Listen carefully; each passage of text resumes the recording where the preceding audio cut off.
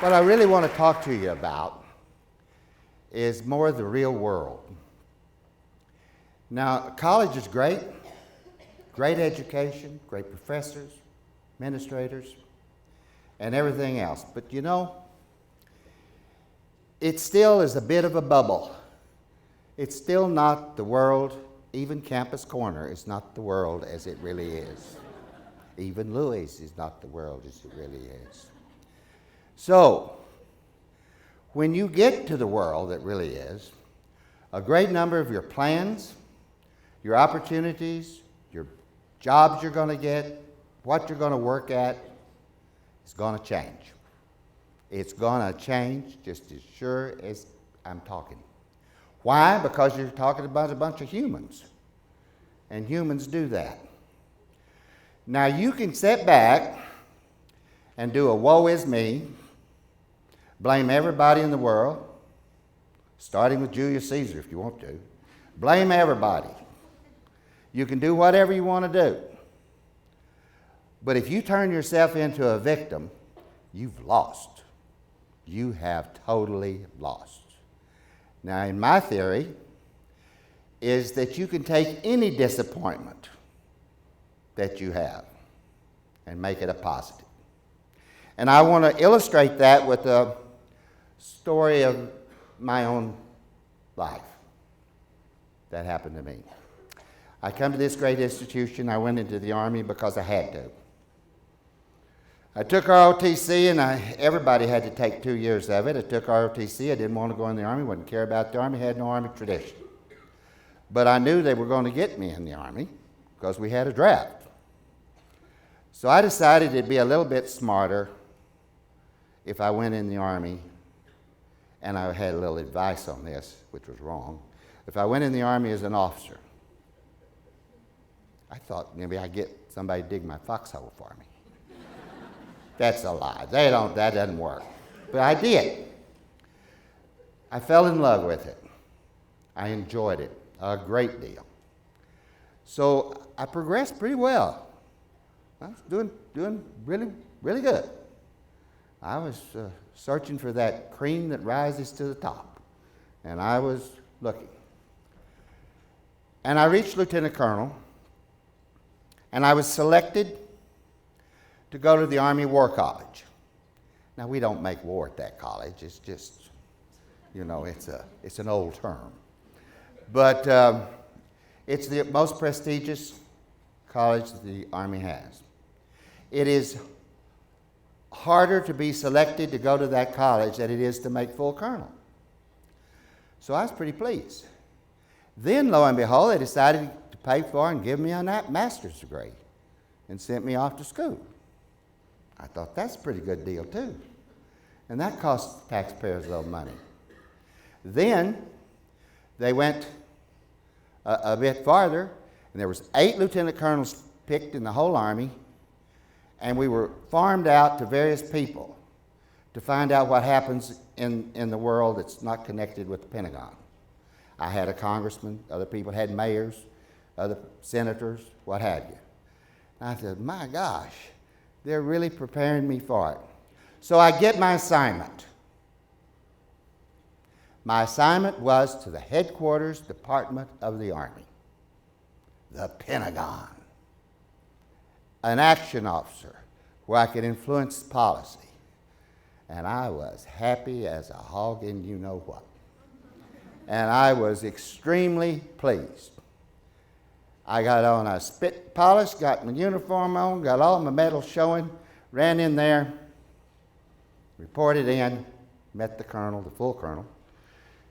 That was my boss. He said, well, you got a good record, Long. He said, you know, we don't really need you.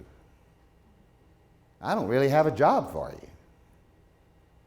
And I said, well, doesn't somebody here have one? There's 35,000 people work in that building.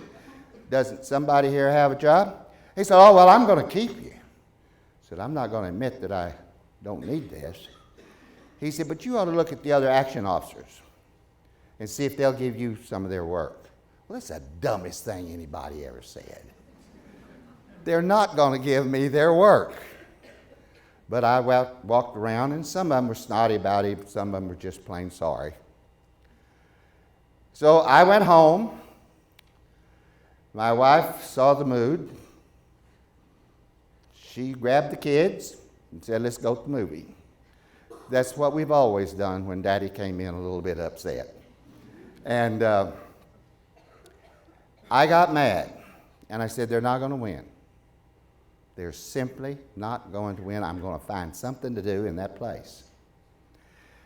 I came back the next day, and I'd seen the messages, so I went to the message center to see what there were. Now, to set the stage, there's only 22 people in this division. The messages in one day amounted to 300. Now, how are you going to do that? Nobody, they didn't send the messages to it because they were stupid. Number one, the first message I looked at was from the European Command. There was a base next to a mayor, a village mayor of a little village. And they wanted us to know they gave him a birthday party. And a good time was had by all. And we increased German-American relations. Well, who in the devil cares at that level? There's 15 commands that can take care of that below Department of the Army. The women in the WAC command down in Alabama were upset over the quality of their underwear. I'm back to that. But, well, you only get issued underwear when you're male or female when you're in basic training. That doesn't last too long. So live with it. It's made by the lowest bidder. What do you expect? So live with it, and after you get out, go down to Walmart or somewhere and buy it, wherever you go. Another one ordered 6 screwdrivers, and they hadn't received them yet. No, that's what we should do, is follow that. So I decided I was going to write a message to stop all this nonsense, particularly when I found out what a month's worth was like, and when I took the whole directorate. We're up to 20,000, 30,000 in a month. So I said, got to stop that. Now, I'd already learned in the Army that it's much better to take action. And if you know where you're going, this will help you too. It's better to take action and ask forgiveness than to run around all the time asking permission. So I didn't tell anybody.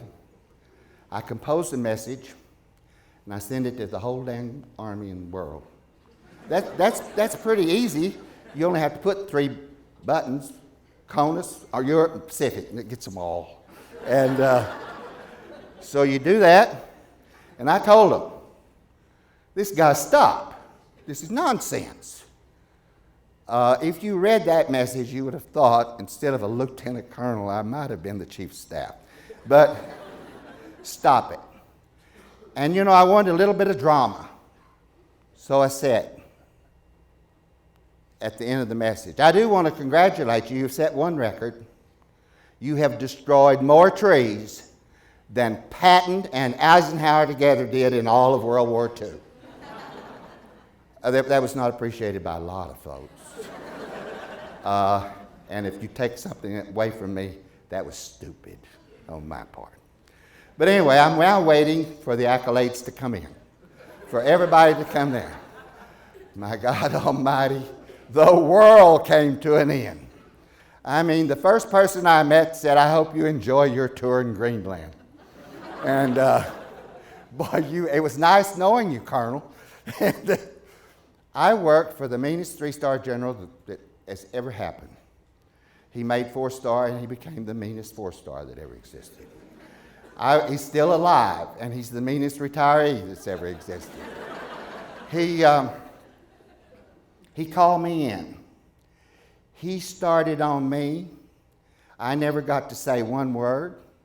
He called me everything in the book, and he said, why in the world would you send something like that and not tell anybody?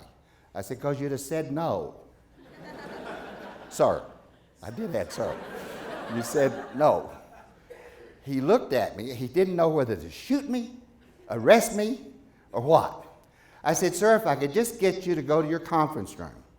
I had put these messages, unknown to him, in the conference room. He went. There's these boxes. He looks there and he sees them. And he pulls one out.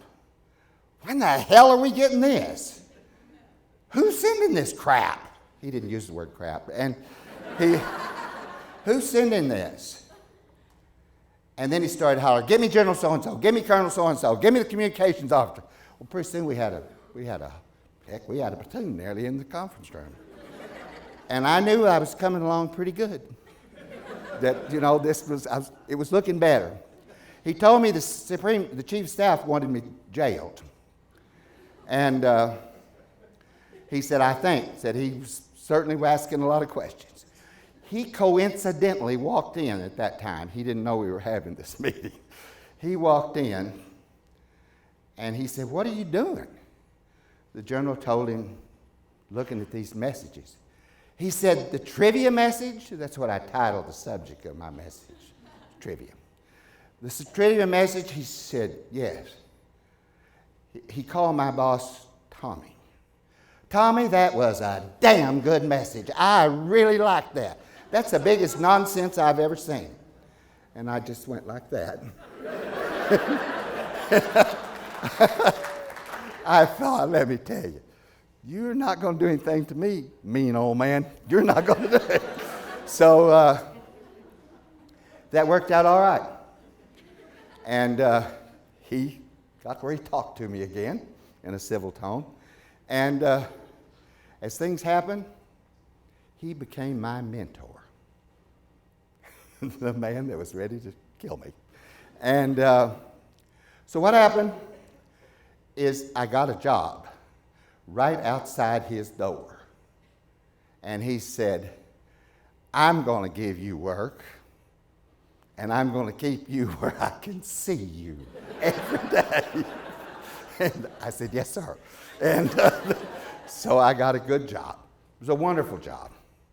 His exec, and things were going along, and all of a sudden the promotion to full colonel came out. Someone told me that I was on the list. I'm not eligible for full colonel. But we have a below the zone list. And I grabbed it and I made that 5 years early. And I thought, well, that's all right, I'll take it. 5 years. Then, to prove to you that there is a supreme being, at that time, he said, I'm giving you a job. You're going to replace Colonel so-and-so. And Colonel so-and-so was the one who didn't give me a job. So I now took his job. He went into Never Never Land.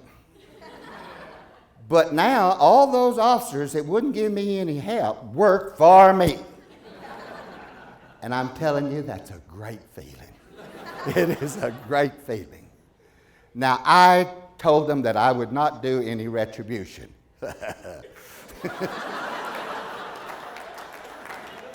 They were silly enough to believe it. And, but anyway, all we did was abolish the 40-hour work week.